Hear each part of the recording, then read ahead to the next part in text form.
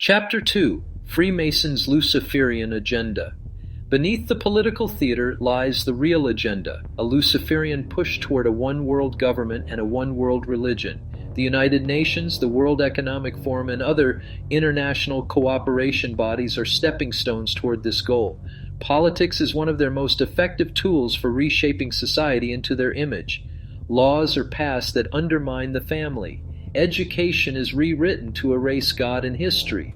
Culture is saturated with anti-biblical values, and the population applauds because it's all done in the name of progress, equality, or safety. At the highest levels, politics is not just about money and power, it's about spiritual war. The biblical worldview tells us that there are principalities and powers behind human governments, and if you look at the symbolism these elites use, the all-seeing eye, the obelisk, the inverted pentagram, it's not hard to see who they're really serving. Albert Pike's writing reveals the hidden hand. That which we must say to the crowd is, there is no personified devil, but there is a force which may be used for good or for evil. The Luciferian doctrine is that this force should be used for enlightenment. Enlightenment, in their terms, means liberation from God's moral law. It means becoming your own God. It's the same lie from the Garden of Eden, you shall be as gods. Morals and Dogma, the Freemasonic cornerstone, declares, Lucifer, the light-bearer, strange and mysterious name to give to the spirit of darkness, doubt it not. Now compare that to John chapter 8, verse 44. You are of your father the devil. There is no truth in him, for he is a liar and the father of lies. Revelation 13 warns of a beast system that will control commerce, speech, and allegiance. Every policy that centralizes power and erodes national sovereignty brings us closer. It's time to face a very hard truth. If you're still clinging to your political team, you're playing right into their hands. I know you may not want to hear that because for many of us, our political party allegiance is a large part of our identity. But the truth is, you're either on Team Red or Blue, or you're on Team Humanity. Because make no mistake, political division is in stark opposition to the good of humanity. We either unite under the roof of our united humanness, or we fall fighting against each other. Which side are you on? No matter which political party you're fighting for, you're not in their secret club. Let's take a moment to highlight one shining example of how a U.S. president implements Luciferian doctrine into world politics. From the start, Barack Obama was not portrayed as a politician, but as a savior. Magazine covers hailed him as a light bringer, Messiah, and hope incarnate. He was described as a sword of God by Newsweek editor Evan Thomas. Oprah Winfrey said, "He is the one." His 2008 campaign stage in Denver was a replica of the Temple of Zeus, a god often associated with Lucifer in esoteric circles. In Revelation chapter 2, verse 13, it is called the throne of Satan. This marked a public celebration of rebellion against God from the highest office in the world. Obama repeatedly blended Christianity, Islam, and secular humanism, claimed America is no longer a Christian nation. He said, there are many paths to God. Whether we personally hold Christian beliefs or not is irrelevant. The question I ask you is, what business is it of a political leader to be preaching religion to their citizens? He preached in religious overtones often, and he frequently used Luciferian language about awakening, inner light, and change we can believe in. His United Nations speeches pushed for global unity through tolerance of sin, not truth. This was a precursor to the ecumenical deception also promoted by the Vatican. While not publicly confirmed as a Freemason, Barack Obama surrounded himself with Council on Foreign Relations, Trilateral Commission, and Bilderberg-aligned staff appointed suspected 33rd degree Freemason Joe Biden as VP, and filled his cabinet with Goldman Sachs, Google, and George Soros-linked figures. His role was not just to lead, but to transform culture globally through policy, symbolism, and rhetoric. To push forward globalist control, he pushed for universal digital IDs, biometric data gathering, and early AI regulatory frameworks.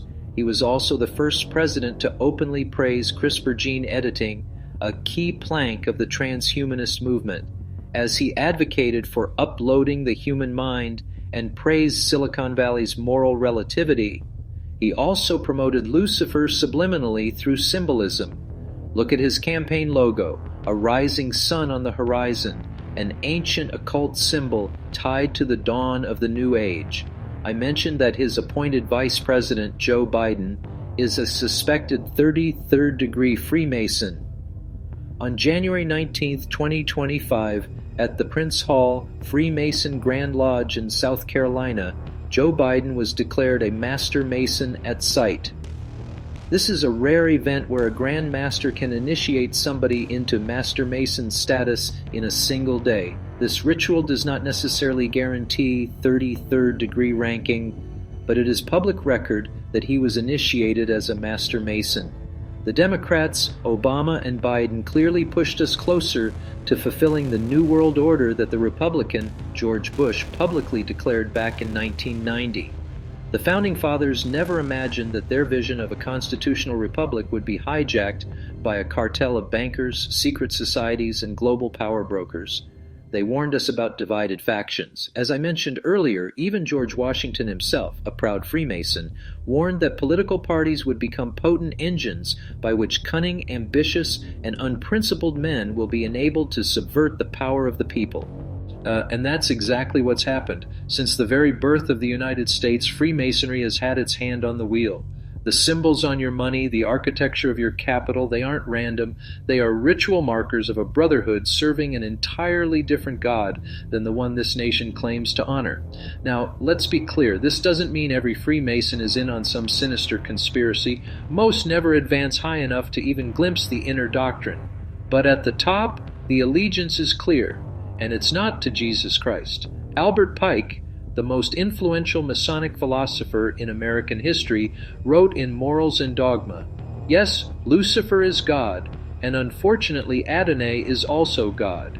For the eternal law is that there is no light without shadow, no beauty without ugliness." The Freemasonic doctrine openly glorifies self-will over divine will. He also writes, "The true Mason is not creed-bound. He realizes with the divine illumination of his lodge that all religions have but one altar, the altar of freedom, upon which burns the undying fire of truth. The endgame is simple: a world without national borders, without independent economies, and without freedom of thought. A one-world government, a one-world currency, and a one-world religion where Lucifer is enthroned as the light-bearer of humanity." Albert Pike openly prophesied, "The day will come when the multitude will accept the pure doctrine of Lucifer brought finally out into public view." This is why Revelation chapter 13 verses 7 and 8 warns, "And all who dwell on earth will worship it, everyone whose name has not been written before the foundation of the world in the book of life of the Lamb who was slain." This isn't just politics, it's a spiritual war. The Luciferian system doesn't care which side you pick. It only cares that you stay on the board they control. That's why you'll see Freemason handshakes between supposed political enemies. That's why legislation that strips your freedoms passes under both parties. And that's why, no matter how passionately you vote, the trajectory of the nation never changes direction. It only accelerates. Freemasonry isn't the only player in the game. The Vatican, the British Crown, global banking dynasties, they all sit at the same table. And beyond America, the pattern repeats. Winston Churchill, King Edward VII, Francois Mitterrand, Simon Bolivar, Giuseppe Garibaldi, all men of the craft, all advancing agendas that are far bigger than the countries they led. Political parties don't control them, they control political parties. For over 2 centuries, secret societies like the Freemasons have quietly shaped the course of nations. You don't have to speculate, you can read the names. From the founding of the U.S. Republic to the present, Freemasonry and allied elite societies have shaped policy, personnel, and perception. We can start with the obvious. Here are a few confirmed Freemason U.S. presidents. The very first U.S. President, George Washington, was initiated in Fredericksburg Lodge No. 4. His tombstone shows his title of being a Freemason first above his title of being President of the United States. James Monroe in Williamsburg Lodge No. 6. Andrew Jackson was Grand Master of Tennessee. James K. Polk in Columbia Lodge No. 31. James Buchanan in Lancaster Lodge No. 43. Andrew Johnson was also Grand Master of Tennessee. James A. Garfield in Magnolia Lodge No. 20. William McKinley in Hiram Lodge No. 21. Theodore Roosevelt in Mattinacock Lodge No. 806. William H. Taft in Kilwinning Lodge No. 356. Warren G. Harding in Marion Lodge No. 70, Franklin D. Roosevelt in Holland Lodge No. 8, Harry S. Truman was the Grand Master of Missouri, and Gerald R. Ford was a 33rd degree Mason in Malta Lodge No. 465. These are only the few presidents who were open in their declarations of membership. There are many more who were also members, and several who were not formally initiated but had close relationships and business dealings with known high-ranking Freemasons. Even Lyndon B. Johnson took the first step of entering apprenticeship before stopping short of full membership. Ronald Reagan, though not an initiated Freemason, received a Masonic gold medal and was made an honorary Mason by the Grand Lodge of Washington, D.C.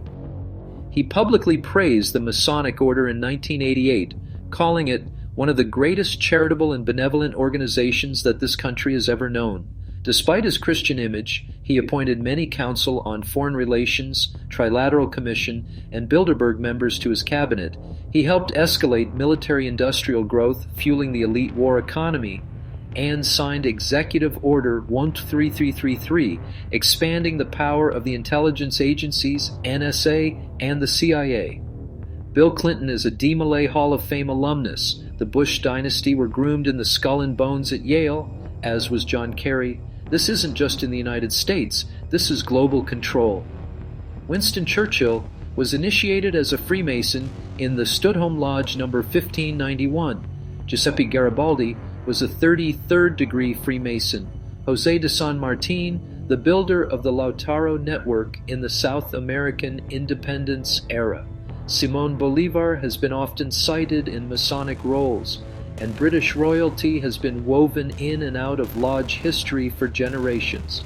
You must ask yourself, when private brotherhoods, lifelong initiations, and transnational fraternities sit above the party line, what is the party for?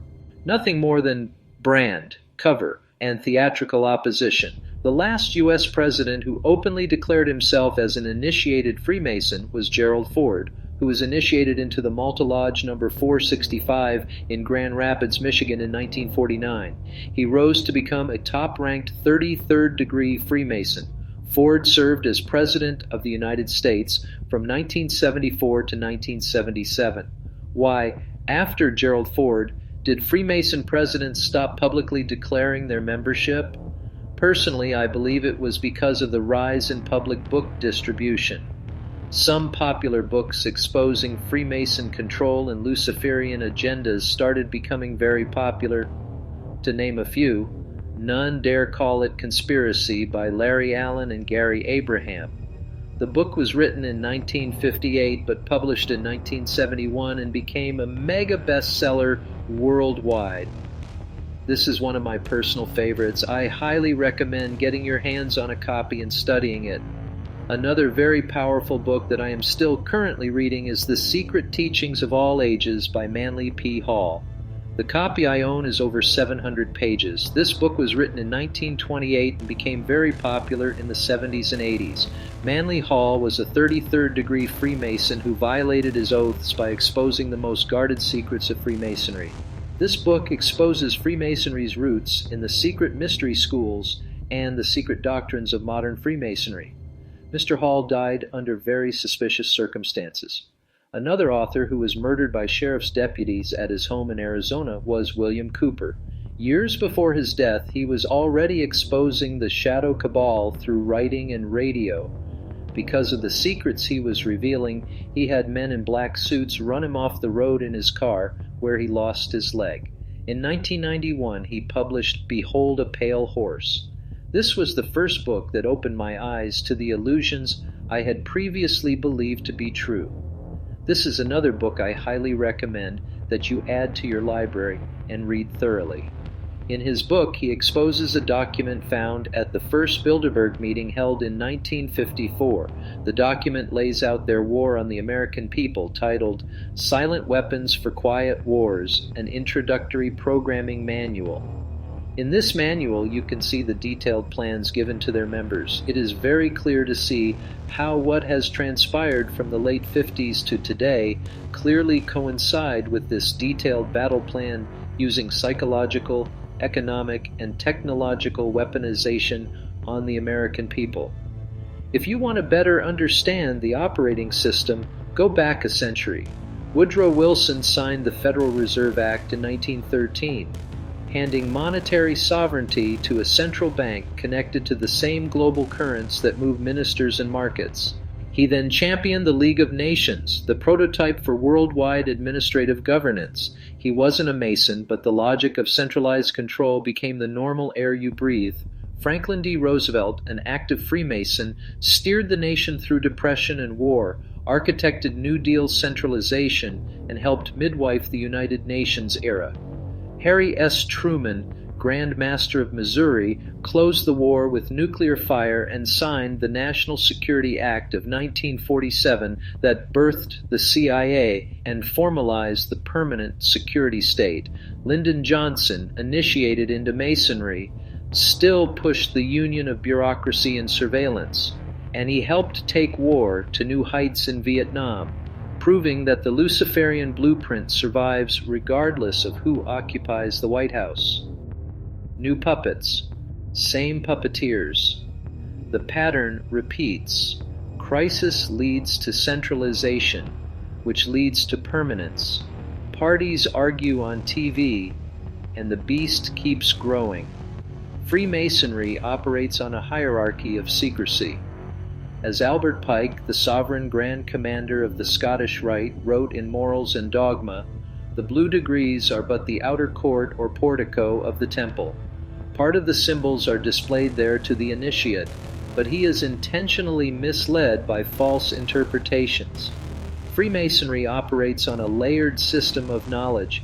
What is taught to the lower degrees is very different from what is revealed to those in the higher ranks.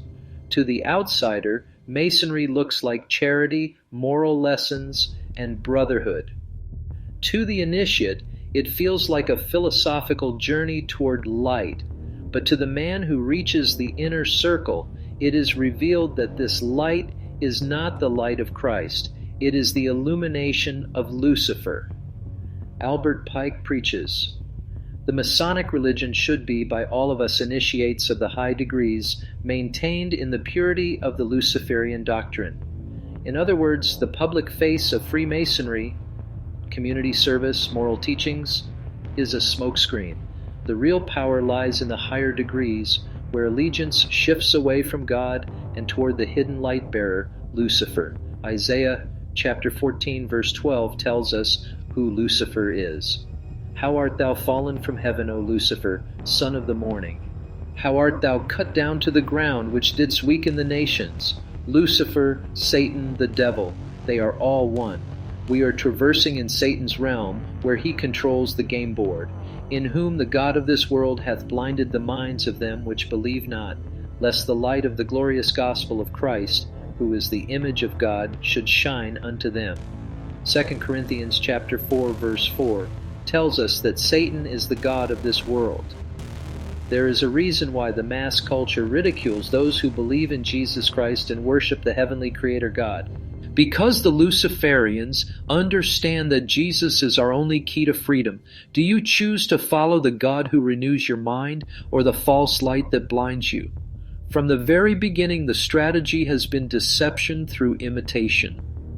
Lucifer doesn't fight God by appearing as a monster.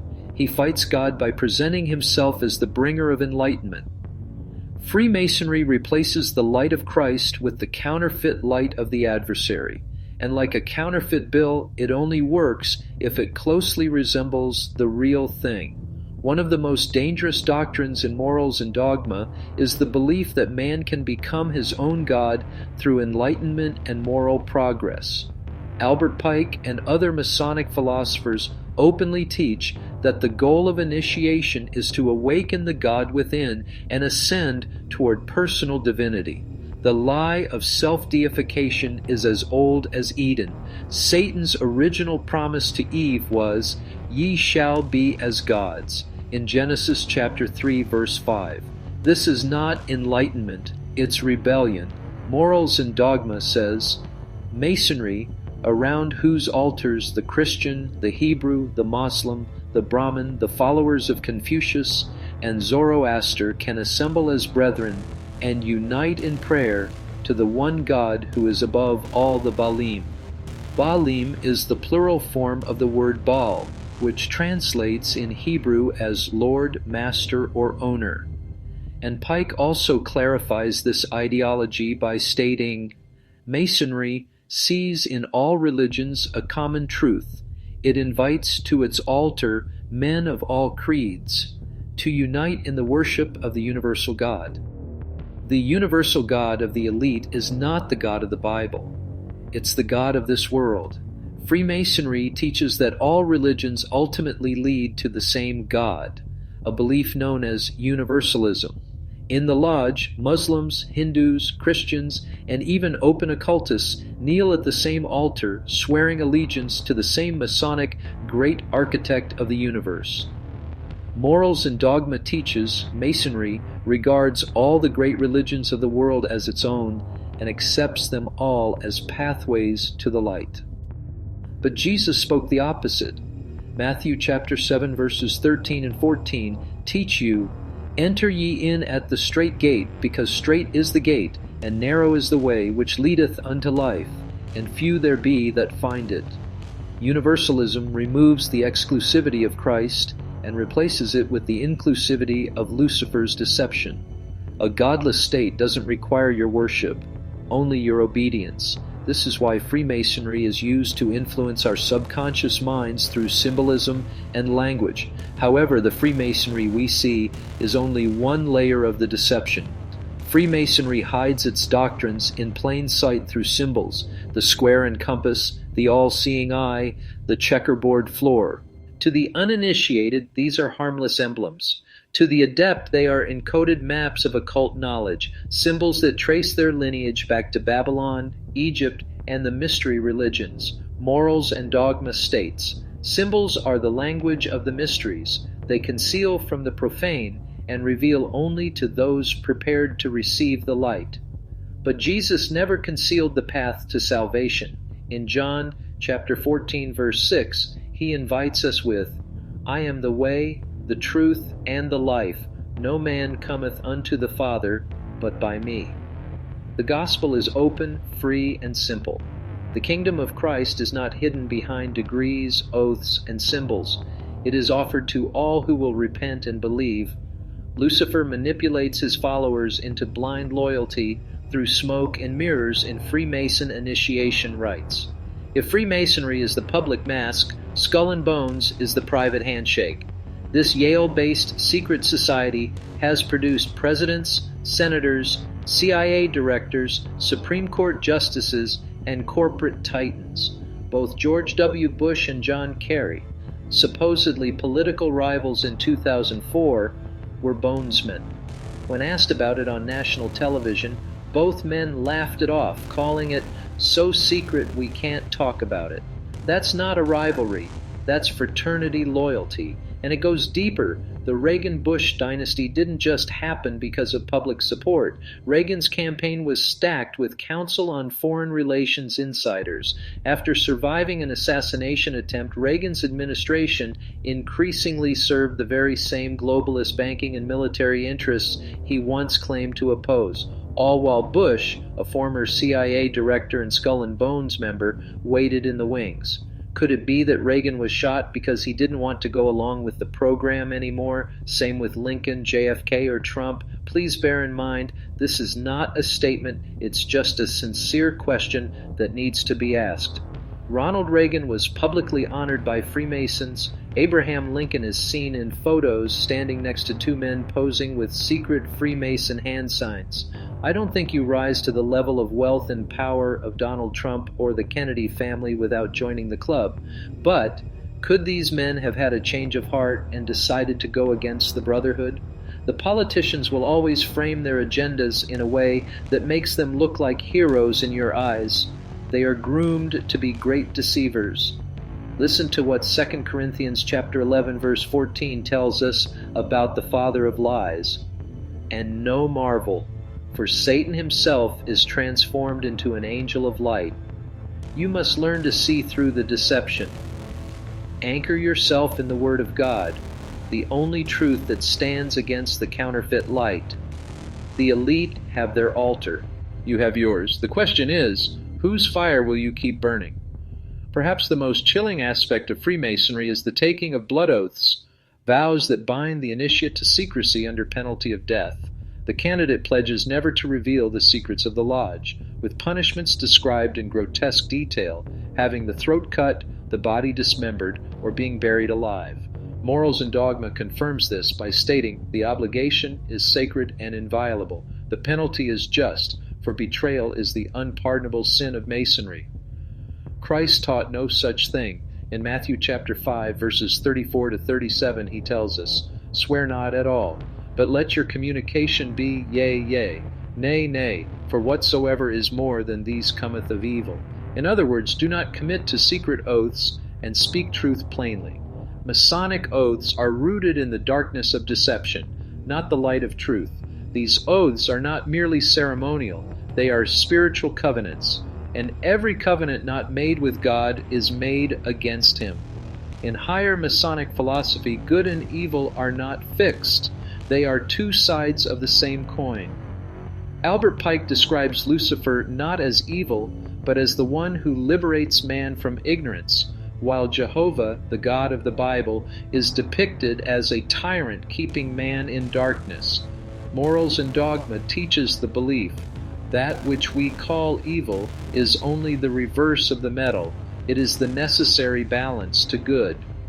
Yet the Bible is absolute, stating in Isaiah chapter 5 verse 20, "Woe unto them that call evil good and good evil, that put darkness for light and light for darkness."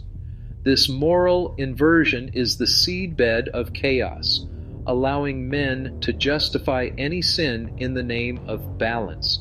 And we are seeing that on full display in our modern society. At the end of the day, this war between Lucifer and Christ is not fought in lodges, temples, or books. It is fought in the human heart. Freemasonry offers a path of secrecy, symbols, and self-exaltation. Christ offers a path of truth, openness, and self-denial. One path ends in the worship of the created. The other ends in the worship of the Creator. If you've seen the parallels today between the teachings of morals and Dogma and the lies of Lucifer and have felt the truth of Jesus Christ, do not ignore it. Reject the counterfeit light. Walk in the light of Christ. Your choice is not a small one. It is the deciding factor in where you will spend eternity. For now, though, your soul is still trapped in the flesh and needs to learn how to navigate this modern political landscape in a way that empowers you rather than enslave you. Most people cling to political identity like it's part of their soul, but it is not.